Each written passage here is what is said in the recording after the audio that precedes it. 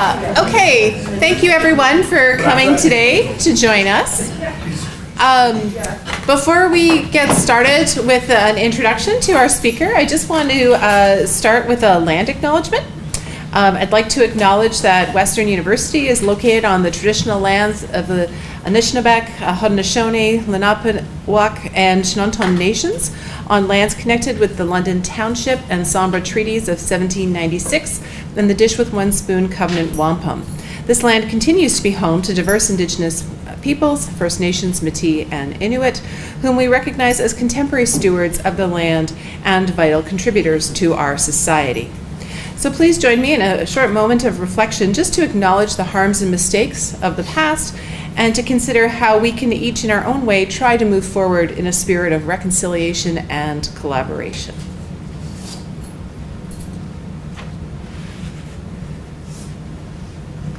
Okay, thank you. Our speaker today is Dr. Elizabeth Dubois, and we're very excited to have her here with us. And in fact, just looking around the room and the variety of different departments represented should give an indication of why this is so exciting. Dr. Dubois is a leader in the study of digital media, mis- and disinformation, citizen engagement, and artificial intelligence. She earned her DPhil from the University of Oxford, not Oxford, sorry. Now that was awkward, sorry. She's an associate professor in the Department of Communication at the University of Ottawa, where she holds a university research chair in politics, communication, and technology. She also leads the Paulcom Tech Lab, a truly interdisciplinary space that brings together political scientists, computer scientists, and communication students. Beyond that, she's a faculty associate at the Berkman Klein Center at Harvard and an affiliate at the Center for Information Technology and Public Life at the University of North Carolina. I'd also say, if you like what you hear today, you might be interested in her podcast, Wonks and War Rooms, where she comments on the intersection between strategies and political communications theory. So please join me in welcoming Elizabeth.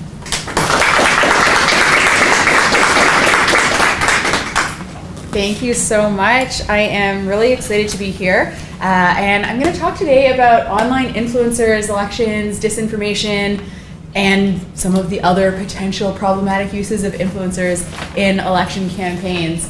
I've been trying to understand the role of social media influencers in elections for a few years now, and in the last year we've had many elections globally, and there have been a lot of different uses of influencers in election campaigns. So here's just a few headlines. We saw at the DNC in the US, influencers being given, in many cases, more access than journalists. We saw influencer campaigns being used specifically to spread disinformation.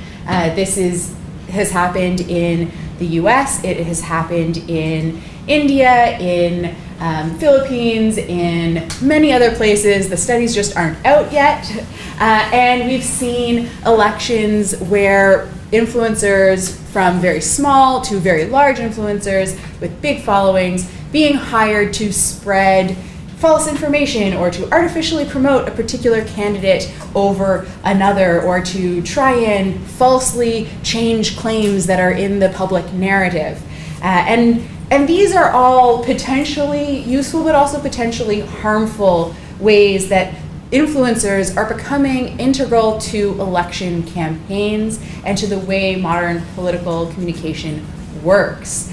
We know that these influencers could be used to engage more people in our political system, which is a thing we usually like. They might be a new avenue for information to reach folks who wouldn't have otherwise accessed political information. But as I've mentioned, they've been used to spread disinformation. They are often used to circumvent platforms' policies, to circumvent election laws, to get around the negative consequences of doing attack ads, for example. And the real problem is we don't have a good definition of who they are or what their political role is, which makes it really difficult for us to adequately study them and their impact. And it also makes it really difficult for regulators to develop responses that are appropriate for their particular impacts in different elections. Because, of course, we want people to be engaged and sharing political information, but we also want to make sure we're not undermining democracy as that's happening. So let's talk about social media influencers. When I say social media influencer, everyone probably has a different idea that comes to mind. Some people, I say this and they're like, oh, you mean like Taylor Swift? I do not mean like Taylor Swift, okay? She is a celebrity. She is in a class of her own. What I mean by social media influencer are these really popular accounts. They often are accounts that at least present themselves as this being their business. Many of them don't actually make all of their money or even most of their money through their online presence, but they often have brand relationships and increasingly are commercialized. This is a definition from Brooke Aaron Duffy that I particularly like. She talks about social media influencers as being this highly visible subset of the wider category digital content creator.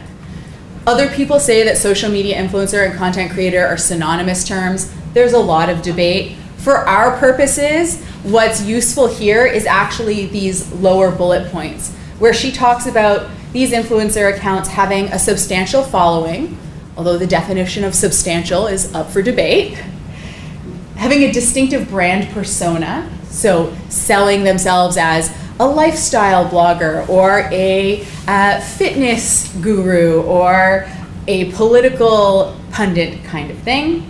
And then they have a patterned relationship with commercial sponsors. And this is that bit that gets really tricky in politics because it's not necessarily commercial space, and often political engagement and commercial partnerships for influencers are quite at odds. So some of the traditional influencer studies and their definitions don't quite work for us. And what I want to do today is kind of talk through the different roles that these influencers are playing in elections to get us a little bit closer to what I think is a useful way of conceptualizing them for political studies and political communication research. Another thing that happens a lot, you may have heard of nano influencers, micro influencers, macro or mega influencers. This is basically a way of categorizing different influencers who have different kinds of relationships with their audiences. So the micro influencers, they tend to have a small, fairly local base. They tend to have really strong relationships with their set of followers. The mega ones are much more like celebrities. They don't necessarily know personally anybody in their following, but they get tons of celebrity level attention. And then micro and macro are in between. There are people who will give you numbers to say, oh, up to 10,000 followers is nano, up to 50,000 followers is micro. I intentionally don't do that because those numbers vary drastically depending on what platforms we're talking about, depending on what country we're talking about, what language we're talking about. And so it's not really useful to give those strict numbers. But I kind of lay the scene here talking about them because we do hear about it so often. So that's your crash course in influencer studies. It's been highly commercialized. There's been a lot of social media influencer marketing that has become very popular in a wide array of industries over the last 5 to 10 years. And in the last, I would say, 4 or 5 years, we've started to see that transition into the political sphere. So companies that have built a whole business on being able to pair influencers with brands so that they can deliver advertisements, they are now doing that in political spaces.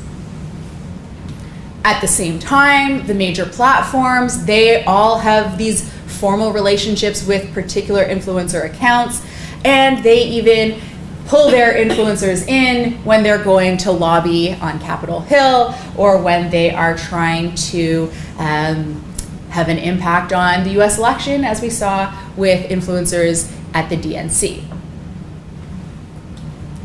The big appeal in a political context is at least threefold. One is audience, like literally just who you can reach. TV advertisements, a political spot there is only going to reach people who are regularly watching television. It's the same ad that's going to go out repeatedly during the evening news or a hockey game or whatever it is, and you're very limited. Whereas in an online context, you already have greater ability to micro-target. influencers can help you reach into populations that are completely inaccessible or have limited access otherwise. But it's not just purely the numbers that an influencer can help a politician or political party gain access to. It's the relationship they have with those audiences. These influencers use what's called authenticity to project a version of themselves that people feel like they can connect to. And when they feel like they're connected to that person, at least in theory, we think what happens is a social pressure and social support mechanism of influence comes into play. And that's a different kind of influence from a politician saying, I have this status and therefore you should trust me, or a celebrity being somebody that people see and think, oh, I'll never be like them, they're so cool. An influencer is somebody you feel like you could be like. And that authenticity is a core part of that relationship to the audience. And then lastly, and this is one that I think gets undervalued, is platform knowledge. These accounts, these people, they spend their entire lives understanding every in and out of the TikTok algorithm or the YouTube algorithm or the Twitch algorithm. At that moment in time, they're the first to know when the algorithm changes. The algorithm is a black box, but they are so in tune with how that platform plays out, and they are constantly experimenting with the content they're putting out, that they always are ahead of the game relative to anyone else trying to get messages out on these different platforms. So, with that, now let's turn to political influencers specifically. There are political influencers who are essentially just regular influencers whose defined brand persona is politics. So this is an example from the US, Diamond and Silk. This is another example. This is Lauren Chen, who you may have heard of. She was named in the Tenant Media case where the Department of Justice in the US in September put out an indictment for Tenant Media and its creators, one of which is Lauren Chen, because there is an allegation that Russia actually was funding what is essentially foreign interference and disinformation. She presents herself as a political influencer. This is from Rumble, which is a site kind of like YouTube, but used more frequently on the far right. Then we have political influencers whose brand is not political at all. Pokimane is a really great example of somebody whose day-to-day content, not very political. But during the pandemic, she streamed Among Us with AOC and Jagmeet Singh, and has done a number of other live streams with politicians, which temporarily makes her account quite political. Then, of course, we have the politicians themselves who are starting to use influencer strategies and tactics. And so here our definition of what counts as an influencer starts to get really gray and really blurry, because these are clearly people who have institutional power. These are clearly people who are able to exert influence in a very different way from somebody like Lauren Chen, who is an influencer without the status of being a member of a political party. But they're using influencer tactics. And then we have an example from Brazil where there is a politician here who started out as Kata Games and really became popular online for his online gaming and not for his politics, and then became much more political and eventually became an elected member. To add to the messiness and confusion of who counts as a political influencer, we've got this whole trend of news influencers emerging as well, particularly in the Canadian context, where across meta platforms you can't have news information shared anymore. We've got accounts like Decolonize Myself, where they take screen caps of news articles and then add commentary to it. So it is a way that people are getting news information, but that account is not run by somebody who is a trained journalist or even describes themselves as creating news.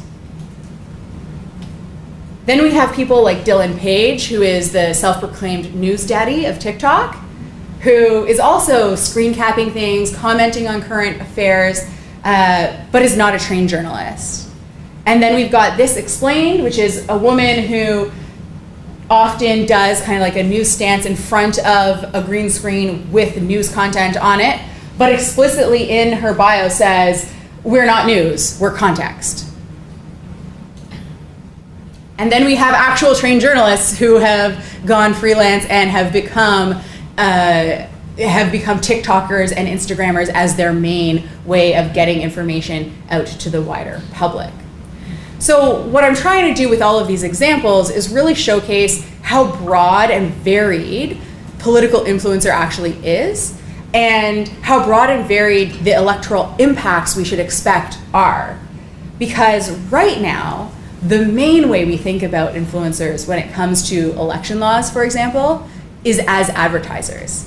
And if they don't fit our cookie cutter of what counts as an advertiser, they don't get counted and they become really great ways of circumventing spending limits or transparency registries.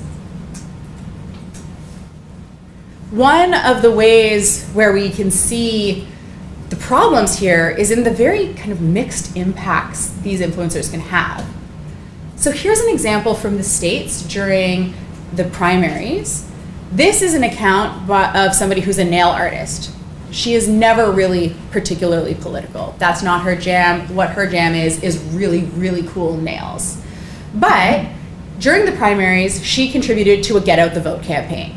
And so you can see 13.5 M eligible AAPI voters. And so AAPI is Asian American Pacific Islanders. And from first glance, you're like, great, Get Out the Vote campaigns is exactly what we want. Social media is democratizing. We're back to the good old days. But what you don't know, unless you read through her captions, Run AAPI Partner is her acknowledging that she was paid to make this video. And that very likely was not caught in any spending limits, because according to TikTok's rules at the time, no political content was allowed anyway. So even if someone wanted to report it, you can't have TikTok political content. There aren't political influencers on TikTok, according to them. So you get into this really tricky, problematic area where even people who are like the good guys trying to do things that generally we all think would be helpful for democracy aren't able to do it well, transparently, clearly, to report it in a way that makes sense with our existing regulations. And this is a case from the States, but it's basically the same case in Canada and in most Western democracies.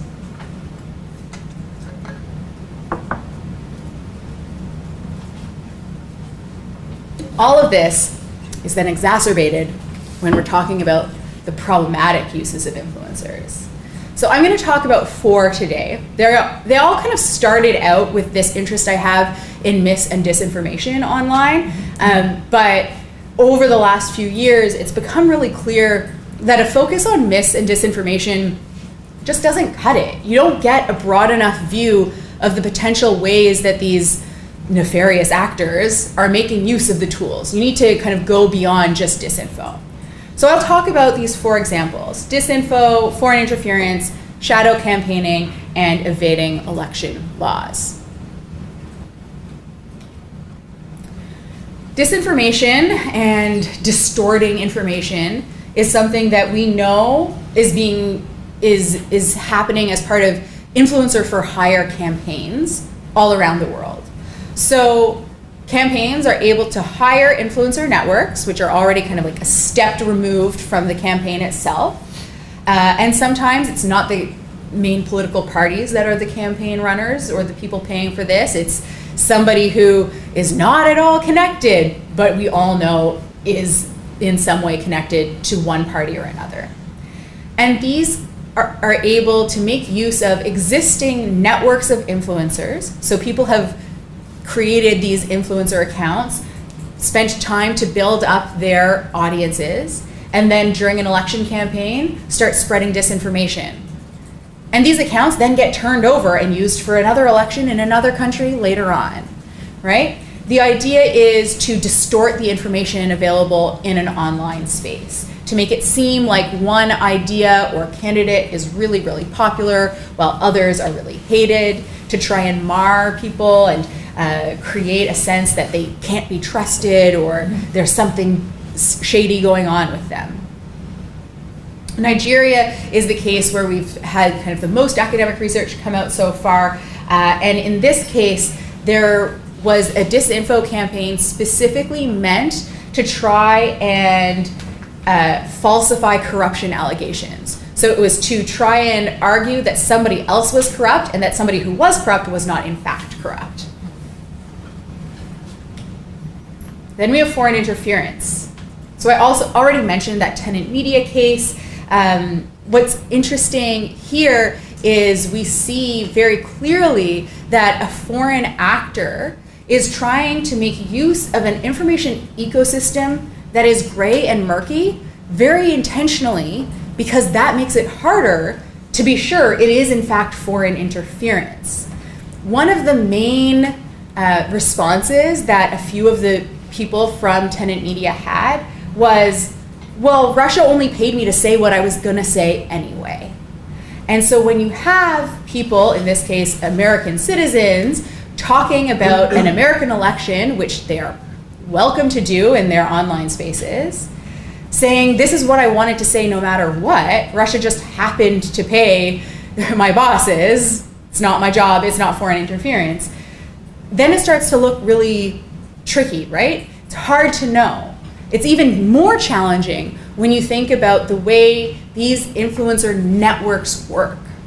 So a given influencer has their account and they have their audience and their popularity and they're connecting with them. Maybe that influencer was paid by tenant media, who was paid by Russia.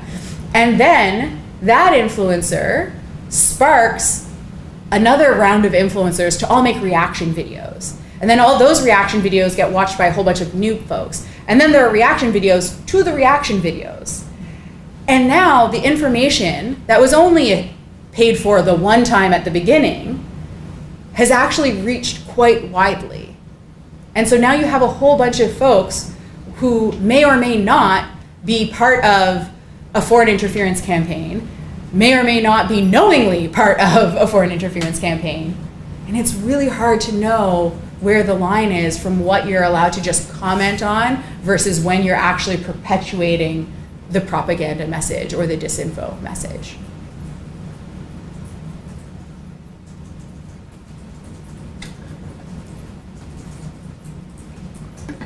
Then we have shadow campaigning. And this is not all that new, right? Shadow campaigning has happened for a long time. There's the kind of campaign work in an election that a political party will stand up and say, yes, I'm doing this, and it's all out in the open. And then there's like the black ops, and there's the side bars and the groups that are supportive of the party but aren't the party themselves.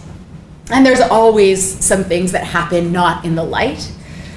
What's interesting is influencers are being embedded into those campaigns and are being used intentionally to create that distance between a campaign and some other message. And in the case of Germany, there's this really interesting use of generative AI tools to create the image of influencers, who are not in fact people at all, to do that kind of shadowy, dirty work in a campaign.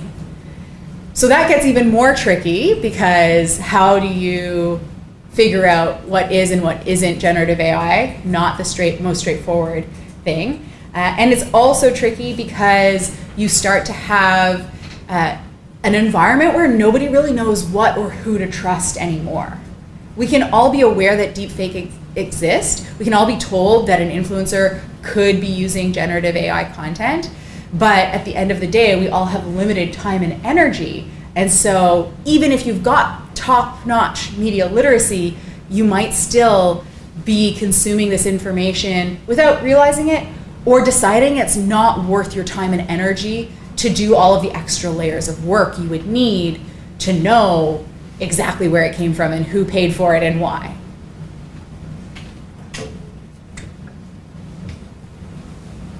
And then lastly here, there are these uses of influencers to intentionally evade election laws. And so we saw in the US, and we have seen in a few other countries, that influencers get used often because, especially with smaller scale influencers, they can be paid very little, and the amount of work it would take to actually go track all of them down is more than it's worth for the Federal Election Commission, for example, to bother. So going after individual influencers is not a great financial strategy when it comes to actually enforcing existing laws. But then they also get hired by lots of different people who may or may not be traceable, because the platforms don't actually make it a requirement to have more than a phone number in most cases when they're setting up the accounts. So you end up in a situation where these influencers can be really, really useful for getting around having to report all of your spending, or they can be a way to get a social media advertisement out without it ending up in the repository.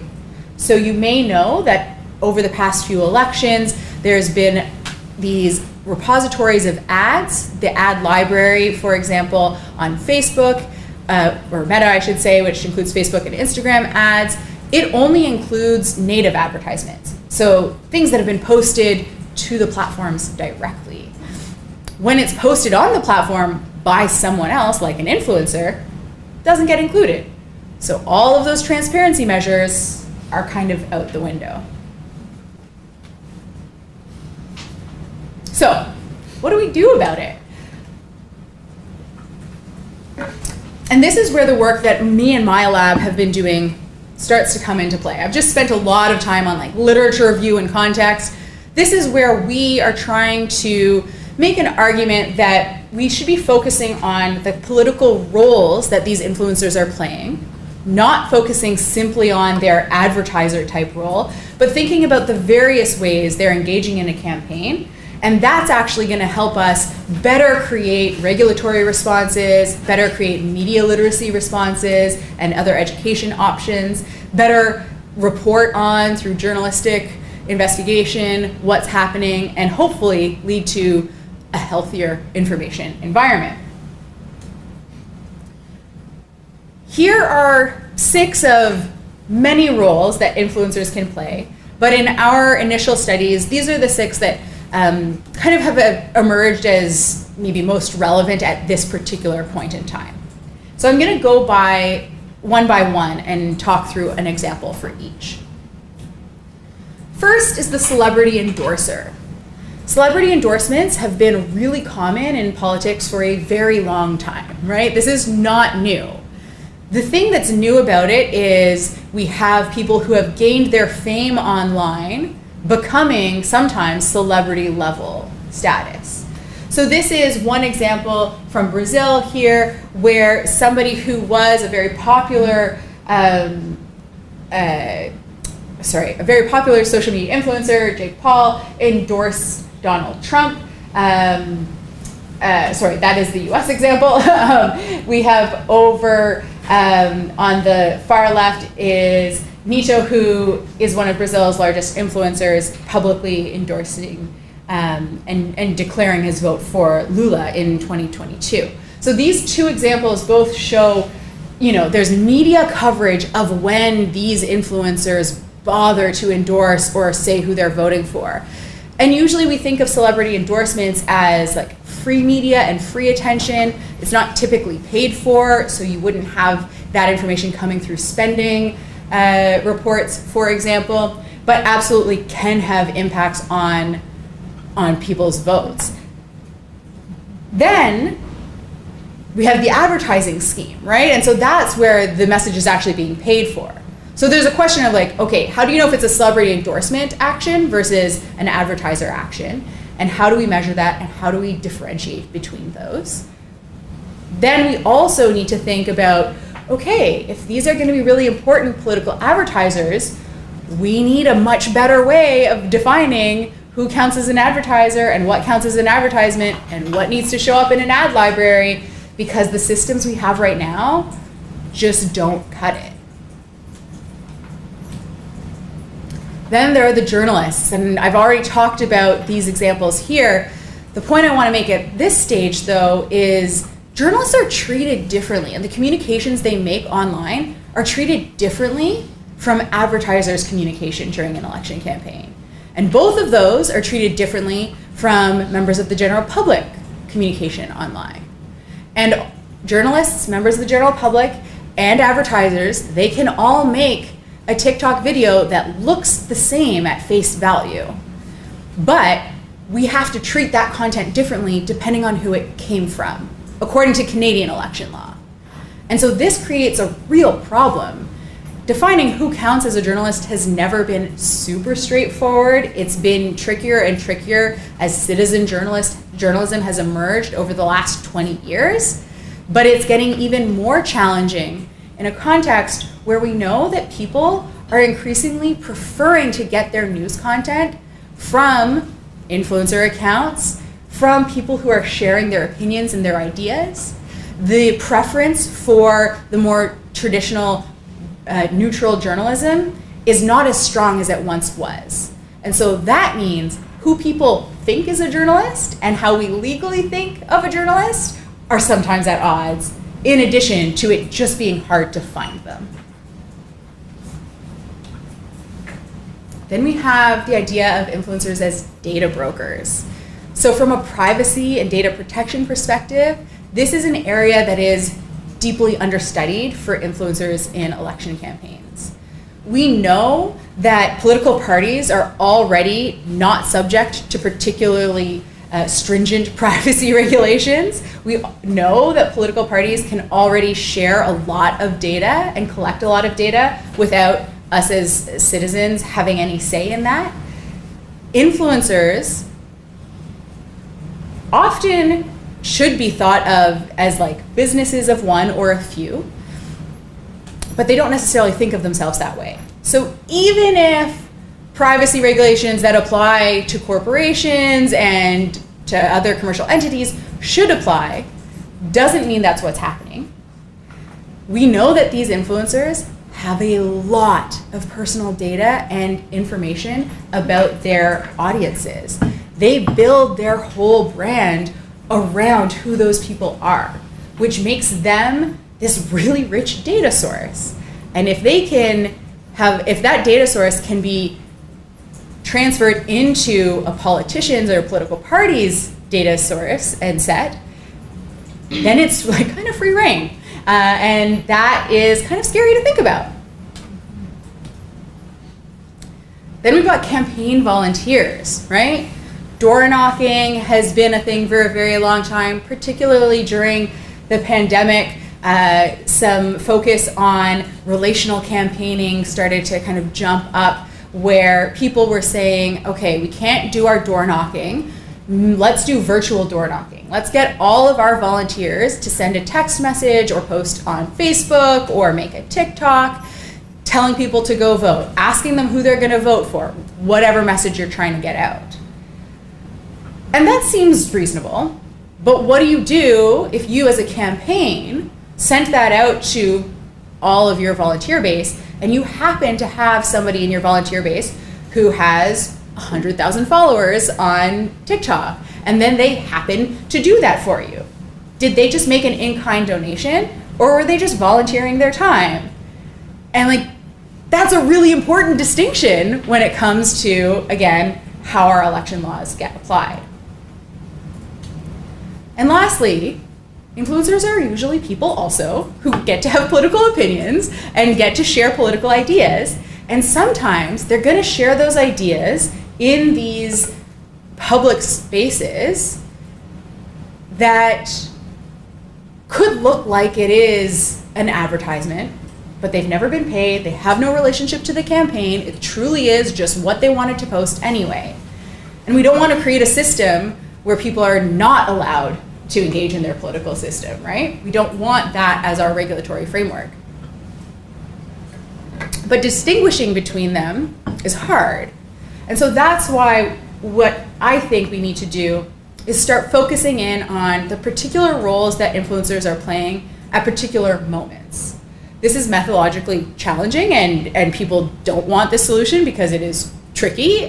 But if we focus only on the advertising role, for example, we miss most of the ways that election laws are being evaded. And if we focus only on the celebrity endorser view, we miss all of these non-celebrity status examples of people engaging in the political system, potentially through coordinated and or paid behaviors. So, right now, categorization approaches, as I mentioned, are really focused on follower count. It's that nano, micro, macro, mega influencer. Those thresholds don't really work, and they change over time. Particularly in the Canadian context, it's really not useful given that we have 2 official languages plus a lot of different diaspora communities that are working in different languages. It's not helpful to put a threshold on if you have X number of followers, then you're subject to regulation, and if you have below that, you're fine. It's not helpful to actually do it that way because we will miss a lot of really important things, particularly thinking about disinformation and how disinformation in Canadian elections is often done in non-English, non-French language communities, and often done very intentionally at a very small scale, so it's a lot harder to track. So what we should be doing is thinking about the different roles they're playing and then developing approaches to regulating and governing them, both in the kind of government policy regulation front and the platform policy self-regulation front, and thinking about how their impacts on the flow of communication happen, and then adapting our approach to those roles. Which then kind of begs the question, okay, well, where are we starting from? Like, what's out there? Very, very little. In a study that I have been doing over the past 3 years now, my team and I, we've been collecting all of the policies, documents, regulatory documents, laws, proposals in Canada and the US at the federal, provincial, or state level, and we have found that very, very few touch influencers in elections. There are 2 places where it sometimes happens. One is in the bucket of election advertising and spending limits. So these are within election laws, and both in Canada and the US, there has been clarification that makes it explicit that influencer advertising does count as advertising. It does need to be reported in spending. Transparency requirements around ad libraries have not been modified to require this influencer advertising to be included in them. So on the one hand, they clarified it. It should be counted. Whether it's being counted is a different question, but it should be. But from a transparency perspective, they have not made that a requirement. The argument there being it would be a pretty heavy lift for the platforms to have to do that work, and they're not wrong. It would be really challenging to make that happen and to actually enforce it. The other side is in consumer protection laws, and here the focus is on endorsements and disclosure, and so influencers should be subject to existing consumer protection rules that should require them to disclose when they have been paid for whatever message. The problem here, though, is, of course, many of these influencers are very, very small scale. They may not even know what their disclosure requirements even are. And other than journalists trying to investigate this during an election, there's very, very little anyone has been able to do to actually ensure that these things are being flagged, let alone enforcement happening.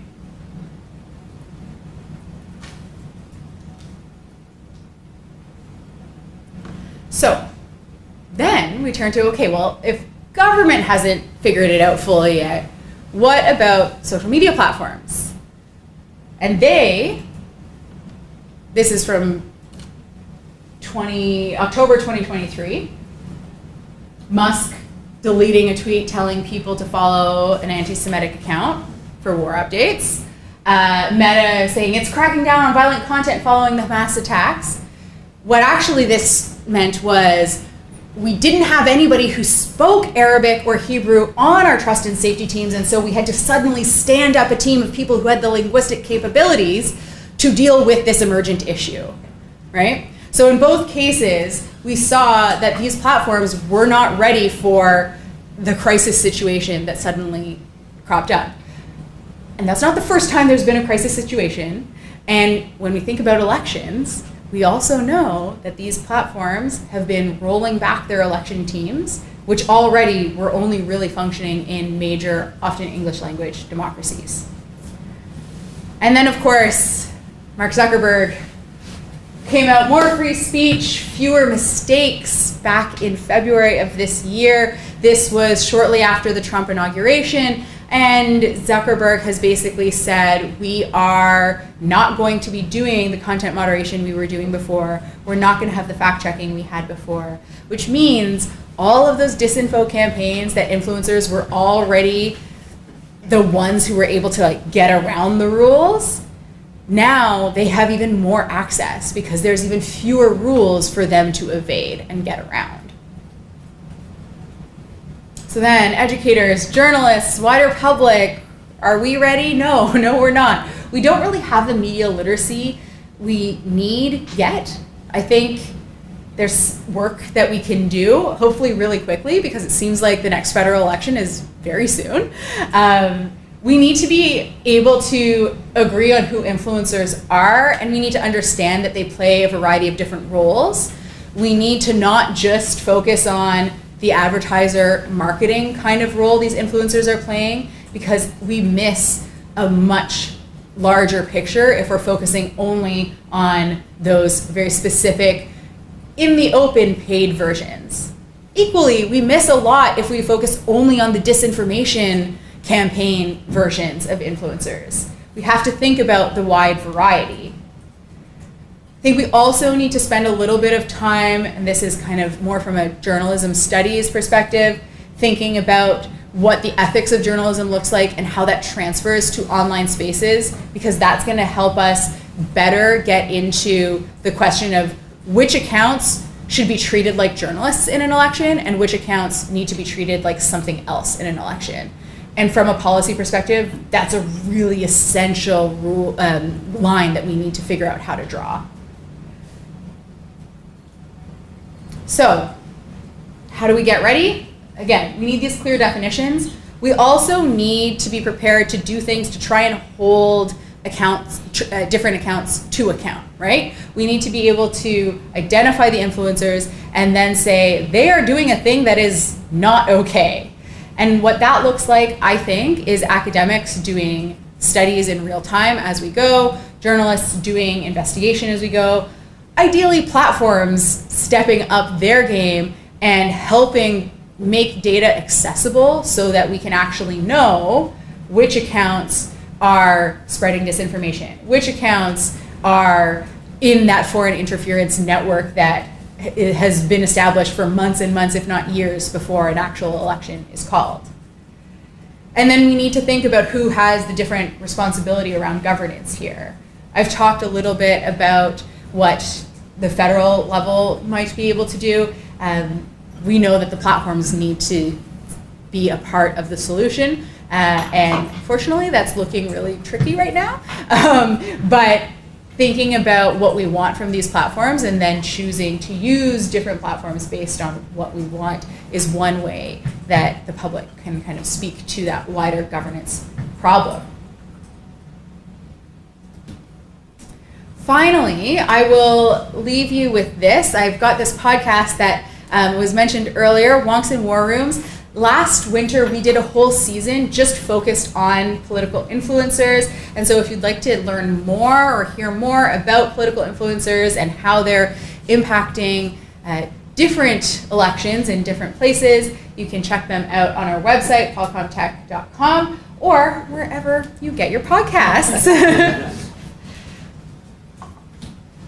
All right. And this is my contact information if anybody would like to chat more, but I'm also happy to have questions now. Thank you.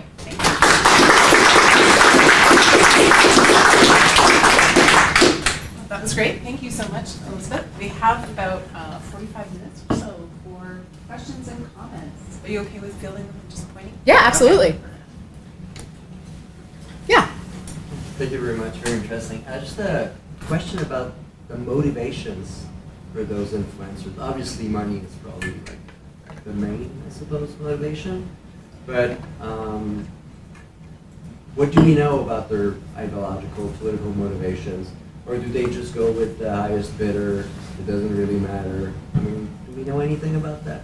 Yeah, it really depends on which influencers we're talking about. So there are certainly some where money is the motivation. And so in the influencer for hire network, that's where we see really the financial drive being quite clearly the main motivator, because you see these accounts that have been created and in one election or during one moment of heightened political attention, they're talking about one thing, and then a month or two later, they're talking about a completely different election or a completely different crisis.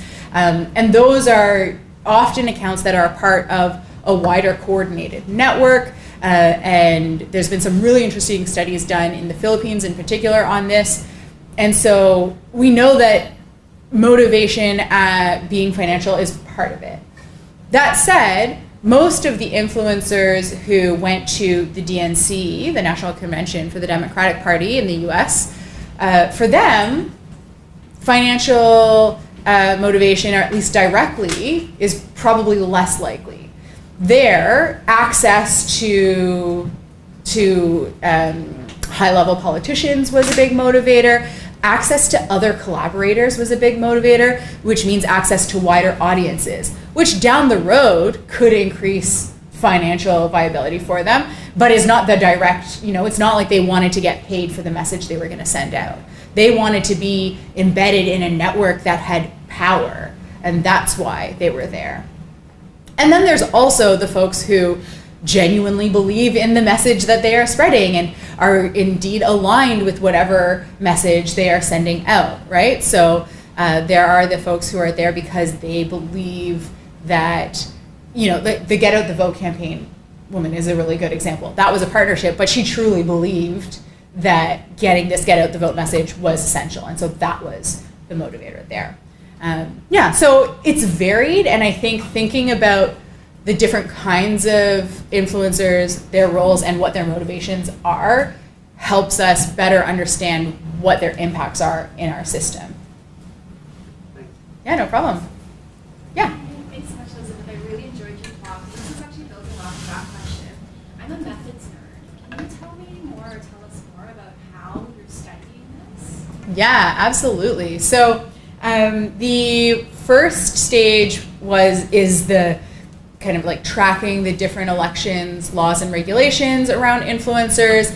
That is a very basic desk research. We've got alerts for all of the different legislators, and we're just tracking in that way. And then we'll be doing content analysis once we've got our kind of complete document set.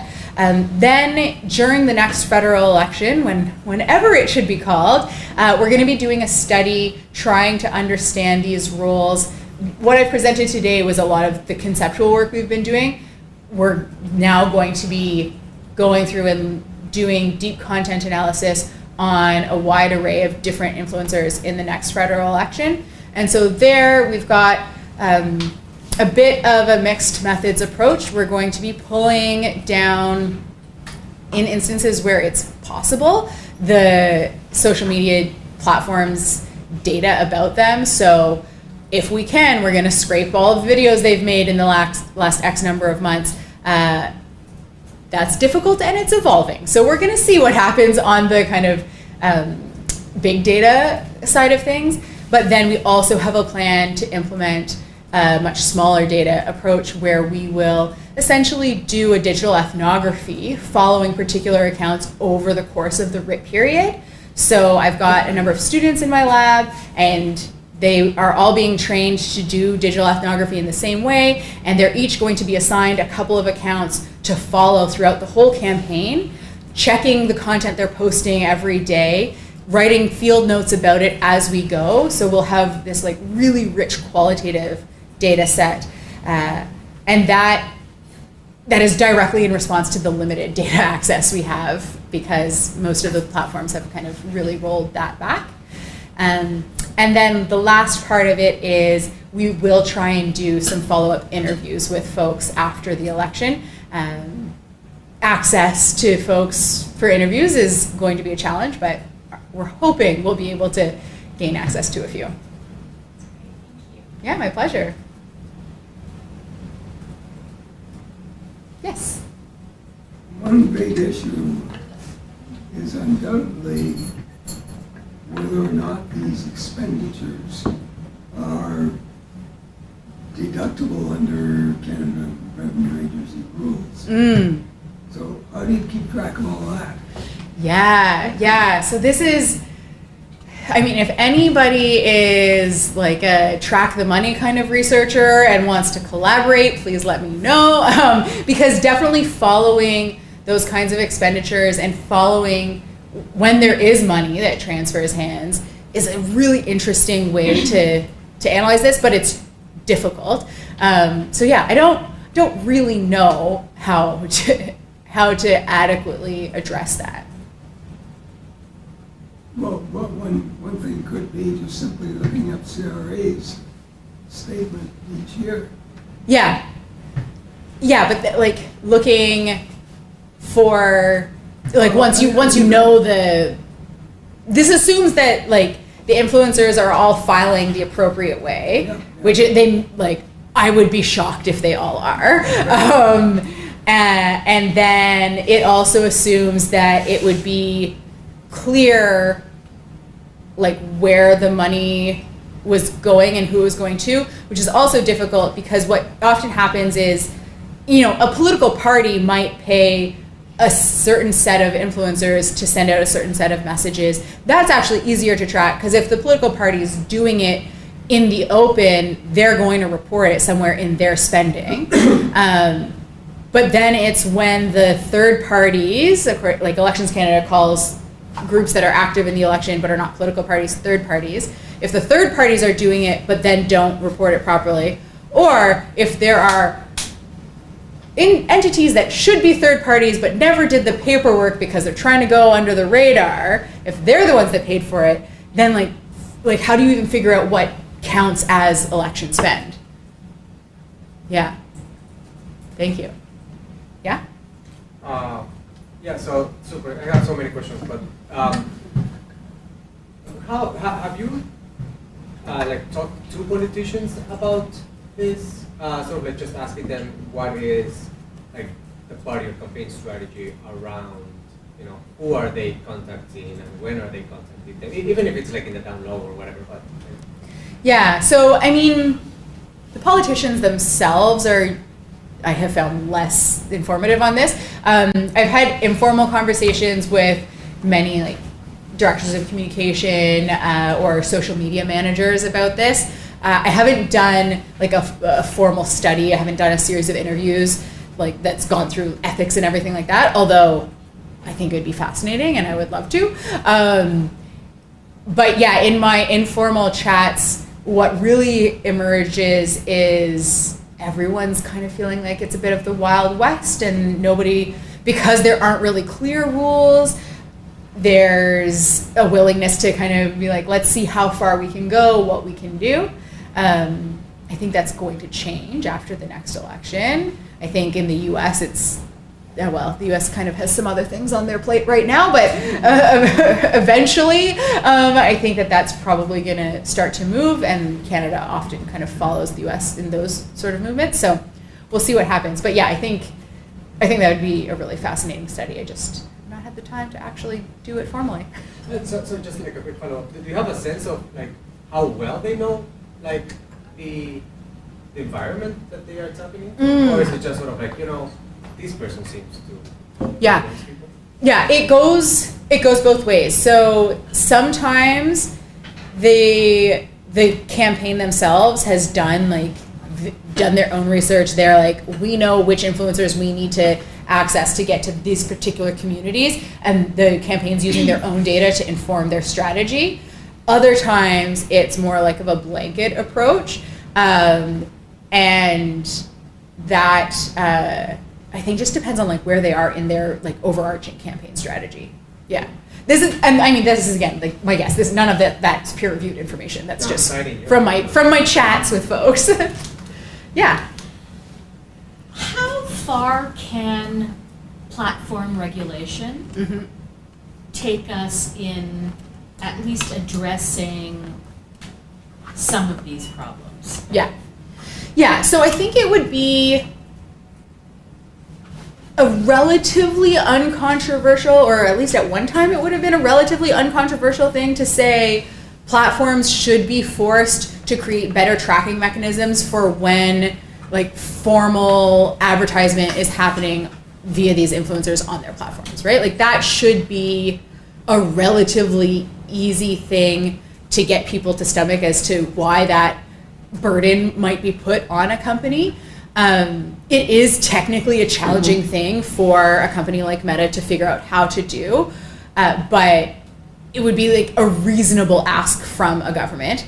Thinking about how platform regulation and other kinds of regulation in other industries have worked over time, that gets us a step closer in that the kind of stuff that's happening in the more open actually gets caught up in our existing transparency laws. It makes spending limits easier to track, those kinds of things. Doesn't get us very far on the like disinfo or the like shadow campaigning part of it. And that there are a few different options for what could come into play. I think those ones are all much more risky in terms of over-regulating and ending up accidentally stifling political speech that you don't want to stifle. Yeah. That last point is actually what I wanted to pick up on.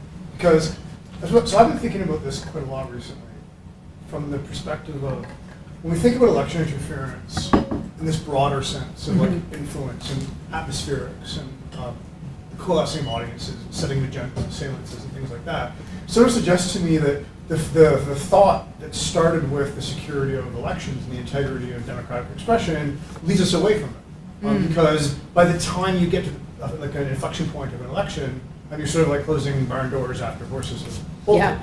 And so from that point of view, if you separate off this sort of atmospheric influence aspect of election interference, which does seem to be where a lot of this is going, then whatever we want to do about it is not necessarily anchored by the way we normally think about regulating political activity or election or campaigns, spending, things like that. But instead it's more about like what does it mean to manage a democratic information system, an information environment, which takes us precisely to the problem which you just left us with. Yeah. Which is how do you do that without violating norms of sort of liberal hands-off or media and things like that? Yeah. I mean, that's the $1 million question. It's really, really difficult. So from a regulatory perspective, it's really challenging because we have election laws where it's a space where we have all kind of accepted that temporarily it is okay to limit people's speech in particular ways. And by speech in Canada, that actually is limit people's spending. And we're okay with that for a short period of time, and that makes sense for the ability of everyone to freely and informed make their voting choice, right? When we zoom out wider, and I think you're right, we do need to like zoom out much wider. We think about like the foreign interference campaigns, like they are not happening just in an election period. Nominations, for example, are outside of an election period and have been recently a huge topic of discussion for how foreign interference happens. The way online foreign interference happens, these are networks that have been built up for years and years in many cases. And so we need to be thinking more broadly. The solution that we've been working with is like, hey, tech platforms, please have the good of democracy in mind when you're designing your spaces. And that was not working super well before, and now is really broken in the last few months. So yeah, I mean, this is a long-winded way of saying, yes, we need to figure it out. No, I don't know the solution. Thank you. Yeah. Thanks. Just out of curiosity, you gave us the profiles of these like 6 or 8 different kinds of influencers. Yeah. Do you have any sense of how effective disinformation campaigns are as they come from these different kinds of people? Yeah. So I'm going to take that in two levels. There's the like effectiveness of the disinformation campaigns and how do we measure that, and then there's the when the disinformation comes from particular types of influencers. So on the like measuring disinformation campaigns that involve influencers broadly, this is really, really tricky, as is the case with basically all disinfo studies. We've got the problem of like how many people are convinced by the information being the measure versus maybe the point is just to cause chaos and to make nobody trust anything and to get people to tune out. And I think that second version is the much more interesting, much more scary impact that disinformation has on our democratic societies. And it's the one that's way harder to measure, so doesn't really get measured. So that's the kind of like top level, broader context. Then when we start thinking about how effective the disinformation might be when it comes through different kinds of influencers, the main thing to look at is the relationship that influencer has to their particular audience or particular audience members. And so it's a really micro level effect to try and understand, which is hard to do. I have not yet seen anyone do it particularly well. So I don't there's no reporting on the success rates of disinfo campaigns from influencers that I think are worth holding up as the gold standard for how we should measure this. Yeah, I just sort of wondered if I follow somebody because they're really good at Fortnite, I might not actually care what they have to say about politics. But if I follow somebody because of their political views, maybe I care a lot more. Yeah, I mean, so that's super common. But then you think about when a celebrity who's not usually political gets political, you're like, oh my gosh, something real is going on. Like, this is major, right? And so, Taylor Swift can get so many people to go register to vote that the website crashes because she said go register to vote, right? Like, she is not political most of the time. Most people who follow her don't follow her for her politics, but she has that level of celebrity status that when she chooses to go political, it has a major impact. And I think influencers on a much smaller scale are similar. Yeah. Thanks. Yeah, no problem. Yeah, just jumping in on what Dave said here a bit. Do you think it could be interesting to split between political influencers and looking at these social media platforms? They have some big content spaces, right? Like gaming, health and wellness, personal finance. Maybe look at the difference between, who are the biggest influencers in these other content spaces? And maybe not just in the sense of believing disinformation, but kind of shaping the issue space in there. So maybe gaming influencers are talking about gender-related topics a bit more often than the rest. Yeah. And getting people who watch them to be primed to think politically in this first, right? Or health and wellness, hating big pharma, or thinking about nature, or these kinds of things. Yeah. Maybe you could do different analyses for these two groups, like the political influencers. And compare the kind of political, the implicit political stuff from the gaming or the lifestyle or whoever it is. Yeah, is that what you mean? mean? I think the explicitly political market Yeah. in these social media platforms is dwarfed by the others, right? And a lot of people just don't really like politics. And And the people who are the audience for the political ones are super engaged, super informed, highly into politics people. They aren't, which is not the majority of the population. Yeah. So maybe split them up and see what are these people in these other spaces believing about politics, right? And Yeah, that'd be super interesting. So look at what are they believing? You mean what do their audiences believe, or the influencers themselves? Maybe both. Maybe you could do a politicality index. So the gaming space is super political. Maybe the health and wellness space is super political. The makeup space, not so much. So something like this. Yeah, that's interesting. That's really interesting. Thank you. Okay, a few hands. We'll go here and then back there. I guess, building off about it now, I know you mentioned like their goals being irrelevant, like, are the like kind of outcomes they're going for, I guess, like in terms of like you mentioned Carol Swift getting people to register to vote. Versus I guess what Dave may be touching on is like, do I care enough about this person's like opinion or what they're telling me to like change my attitude? Does that type of like thing matter or like factor into how you're studying this? And like, not just like what goal they're doing and like maybe what like disinformation goal they're kind of a part of, or information space, I guess, but also like what they're trying to get people to do. Does that also kind of factor in how you regulate this and how it's being studied?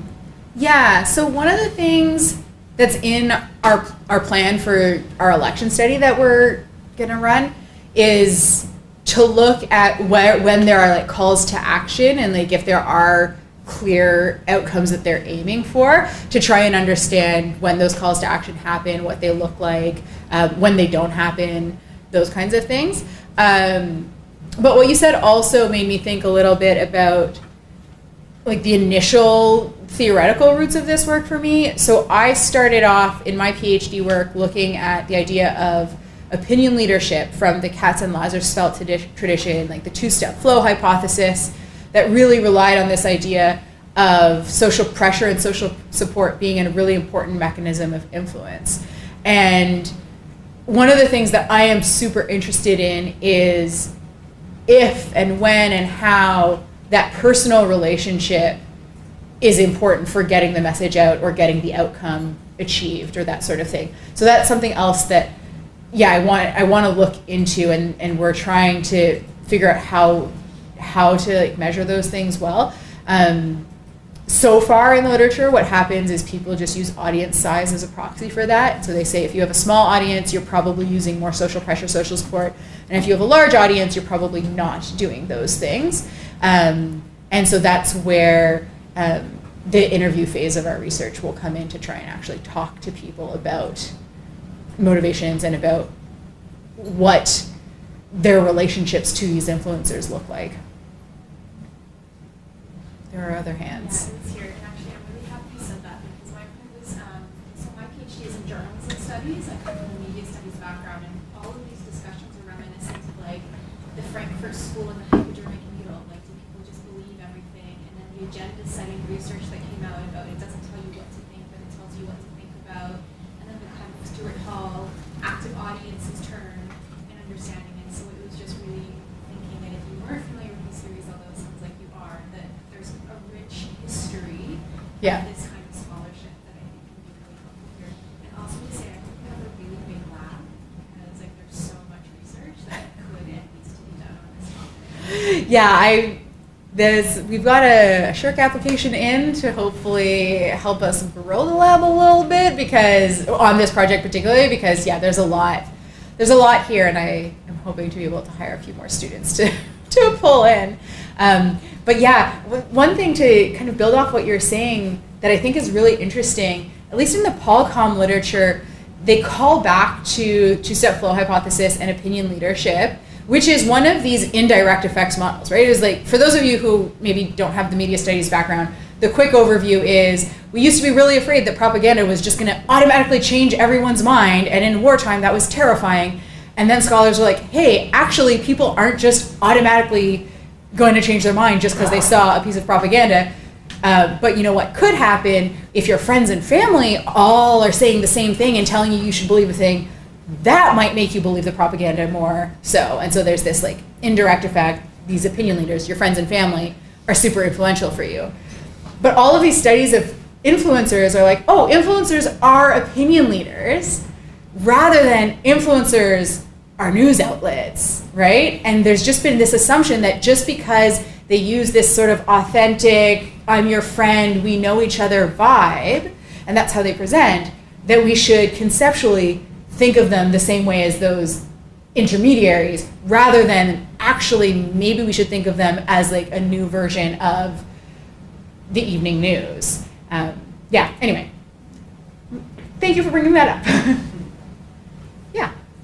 I want to know how you might consider the platforms and their different algorithms and how they push certain influencers over others to generate some of that disparity, and how we can create more transparency in how those algorithms are operating to spread messages. Yeah, because each of these different platforms are optimized in very, very different ways, and the way they're optimized can change drastically and suddenly. Generally speaking, it's the influencers themselves who have the best sense of what's happening and how that's happening in terms of what's getting prioritized and what isn't. I mean, there's a world where you ask these platforms to make their algorithm transparent and be able to like actually track what's being prioritized and why. That is not something that any of the platforms are super keen on, and has been pushed for many years at this point, and probably isn't really happening. I think the kind of next best thing is to call it out as you've just done and be explicit about how these spaces are not, anyone using the same strategy is going to have the same result, because that's not the case. The same communication strategy might work for one type of influencer and not for another, and that also changes then over time. So yeah, like trying to be more explicit about that happening, and then relying on the influencers themselves and doing some of this qualitative work to understand how they see themselves in that wider environment helps us get a slightly better picture, though an imperfect one. Yeah? My question is related to some of the previous questions, but you talked about this mixed motivation for the influencer to actually go political. So one thing is probably being paid, but another is like getting their own influence, right? And that part I think is more unique to the influencers world than the previous like conventional propaganda studies, right? The center of the propaganda is not necessarily aiming to gain a number of followers. That doesn't give you more income. But for the influencers, that's alternative motivation. That's can make them unique. And I feel like sometimes the influencer might have the motivation to use the election to gain their influence itself, right? Yeah. Not necessarily to support the politicians, but they want to. So I was wondering, is there any kind of research on how effective is going political is to increase their influence? Yeah. So interestingly, the research that I have seen on this comes from like cultural studies and influencer studies rather than like a political science perspective, which is important because the influencer study, cultural studies crew, they looked at when people who are not known for being a political influencer get political, what happens. And the early research at least was showing that really dissuades people from following them, and often they lose followers because of it, and they're seen as like not staying in their lane, and so influencers become very, very hesitant to get political if they're not politically branded. And then paired with that, lots of brands don't want to partner with accounts that are known for getting too political, because then that could impact their brand identity. So there's a lot of research that shows that influencers were just like actually not getting engaged. Now, so that's one body of literature. Then we have the kind of like cancel culture meets online activism, and this expectation that anybody that you see as being in the public eye should have a stance on a thing, and if they don't have a stance on a thing, then they aren't worth following and shouldn't be given attention. And that dynamic has happened, and then has this effect that encourages people to be political, and then you lose the followers who don't agree with you, but you gain followers who do agree with you, and so it's like maybe luck of the draw on how you balance out, but there's like some incentivization for it and some not. And so that's what I've seen in the literature so far. I think there is a missing opportunity for political science literature to do some work on like the political gains of participating in those kinds of things rather than just the like follower count gains. Can you follow up a little more on the political gains, like how do you having access to decision makers, having access to information, being able to do interviews with and collabs with people who are known in politics, those kinds of things could be So that valuable.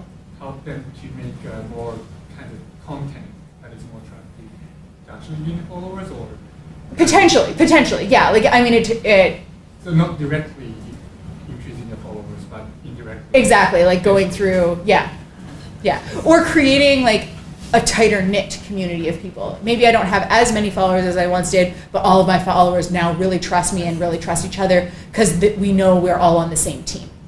That kind of thing too, right? And like the idea of how social movements develop using some of those ideas to understand how follower bases of influencers happens. Like, I think that could be an interesting avenue for study as well.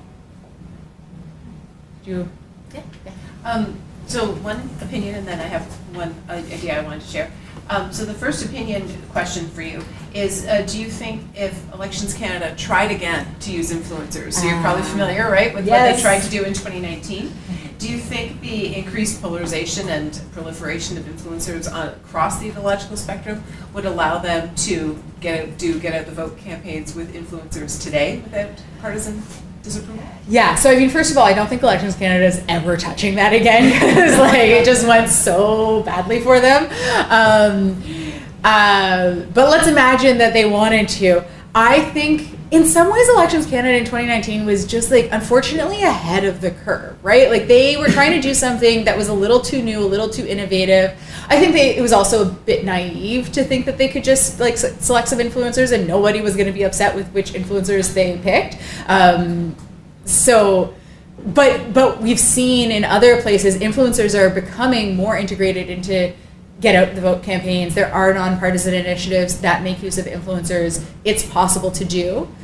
To then bring it to the polarization question, though, I think you could now maybe find influencers that have a more varied set of perspectives, and if they're all coming together to contribute their voice to get out the vote, like that could be, like all of their different partisanship sort of cancels each other out, and now we're neutral again.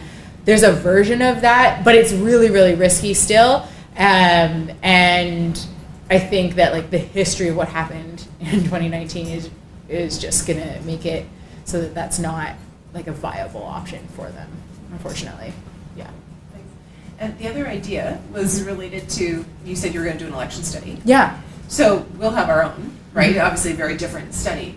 But what may be interesting, I guess, kind of pointing at a little bit of, I think, Dave's idea of like the influence would be trying to track people over the course of the campaign related to what you're seeing in your trends. Yeah. And, it's one thing, I think it's important, the pollsters give us smaller snapshots and you can't disaggregate them all that well by their interests and their ages and stuff like that. But maybe that's possible to do with other data sources where you can at least get more of an understanding of who the audience might be, and then see if you see any spikes or changes in their own opinions, whether it's issues or about the candidates. Yeah, that could be really cool.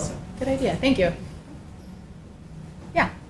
Yeah, thank you. I'm wondering about, or maybe you kind of answered the question earlier and I missed it, but I'm wondering about influencers' capacity to persuade people or actually influence them versus when it creates the total reverse effect and then it causes backlash, right? So you showed a picture of Jake Paul endorsing Trump.